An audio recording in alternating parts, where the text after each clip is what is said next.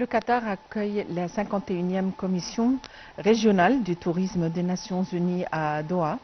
Et il faut dire que l'événement sert comme une plateforme de discussion, d'échange, d'expertise, d'échange de points de vue concernant le développement de l'industrie du tourisme, la collaboration régionale et la croissance durable du secteur.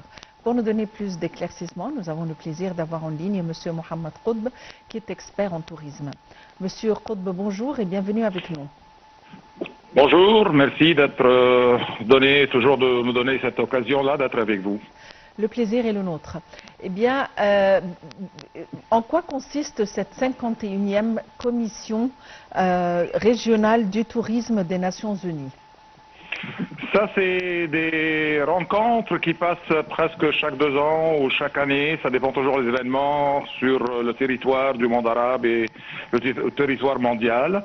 Pour regarder toujours et chercher les idées. Chaque pays cherche toujours de développer le tourisme comme industrie parce qu'ils ont déjà touché toujours que ça verse automatiquement une somme immense de devises et encourager les gens de venir. Donc ils partagent leurs connaissances entre eux. C'est quelque chose de très bien de faire cette petite réunion-là. Peut-être il va ouvrir devant les autres pays toujours les moyens pour ouvrir d'autres on peut dire genres de tourisme, parce qu'on a plusieurs genres de tourisme par exemple, entre eux. Ça, ils aident toujours à renouveler leurs connaissances et chercher des idées différentes sur cette industrie-là. Oui, Monsieur Mohamed Qutb, que signifie le choix de l'Égypte et des Émirats arabes unis pour représenter la région du Moyen-Orient auprès du Conseil exécutif de l'Organisation des Nations Unies pour le tourisme? Très bien pour l'Égypte. L'Égypte, bien sûr, avec la différence toujours, on a beaucoup de genres de tourisme. Chez nous, on a les monuments historiques depuis l'Antiquité, depuis plusieurs époques. On trouve ce qui est pharaonique, on trouve ce qui est ptolémaïque, gréco-romain, et on trouve de l'époque islamique, chrétien. Tous ces changements-là, on trouve ici en Égypte pas mal des monuments qui datent de plusieurs époques. L'Émirat, bien sûr, je ne connais pas grand-chose sur l'Émirat, mais avec leur toujours nombre de visiteurs chaque année, mais ça va être un seul genre de voyage devant les touristes. C'est des voyages juste pour plaisir, pour centre balnéaire, pas plus. Donc ils passent 1 semaine, 3 jours, 4 jours, mais chez nous on a plus de choix.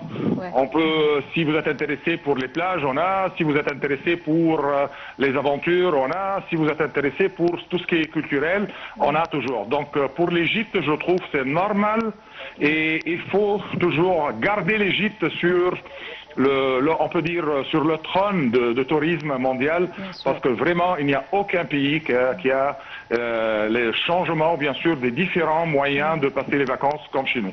Même, permettez-moi, on a commencé à s'intéresser à de nouveaux genres de tourisme comme le tourisme religieux, le tourisme sportif également. Exactement, chez nous en Égypte, il y a longtemps qu'ils ont parlé sur renouveler encore une fois le chemin de la Sainte Famille. Ici en Égypte, vous savez toujours que la Sainte Famille, ils ont passé presque 3 ans ici en Égypte.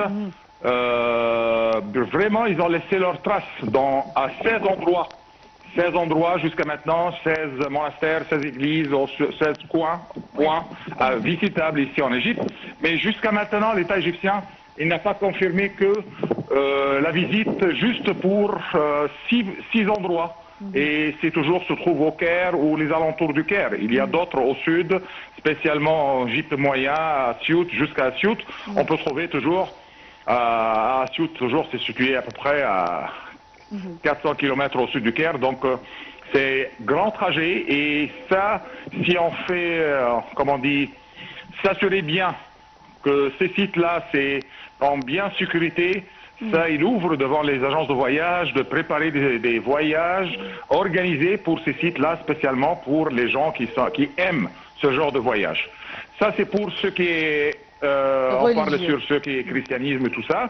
Et pour les monuments islamiques, toujours, avec l'aide de beaucoup de sociétés, l'État égyptien il a réussi toujours de restaurer pas mal des mosquées. Ouais.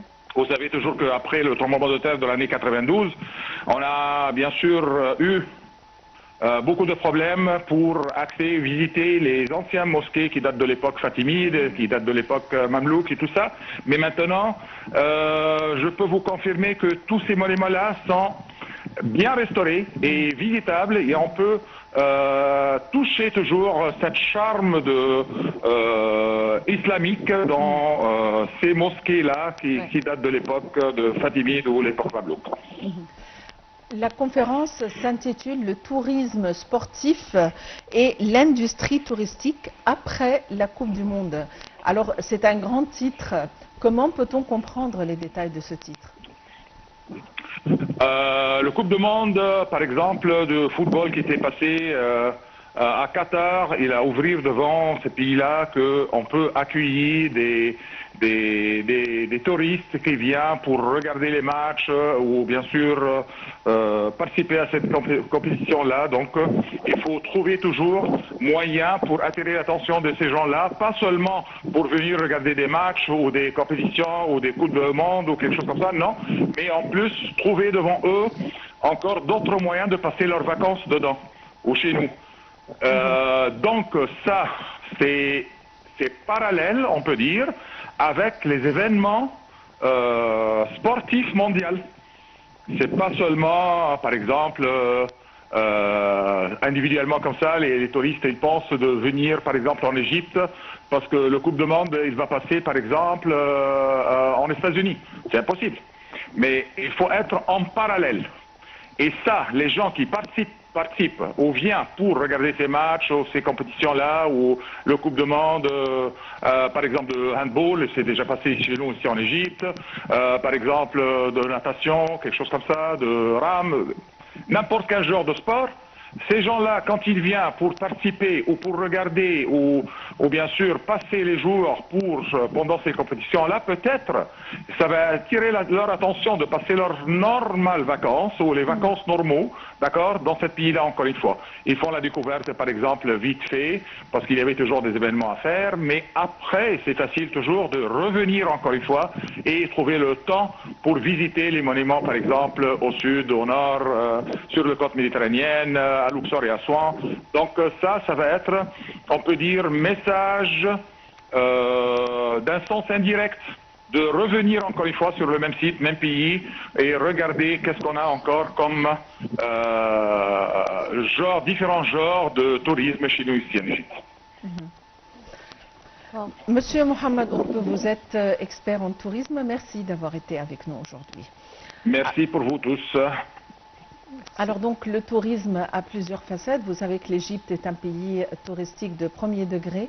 Vous avez plusieurs genres de tourisme, que ce soit le tourisme balnéaire, le tourisme des safaris, le tourisme culturel, le tourisme de toutes les époques touristiques à partir du tourisme copte, le tourisme islamique si on peut le dire. Et je vous conseille d'aller visiter le grand musée du Caire qui est le plus grand au Proche-Orient. C'est vrai qu'il y a une dernière phase qui sera inaugurée au total le 3 juillet prochain, mais c'est un génie vraiment, un génie si on peut le dire au niveau de l'architecture. Mesdames et messieurs, nous arrivons à la fin de cette édition de notre programme quotidien Bonjour l'Égypte. Merci mesdames et messieurs, restez avec nous et bonne journée. Au revoir.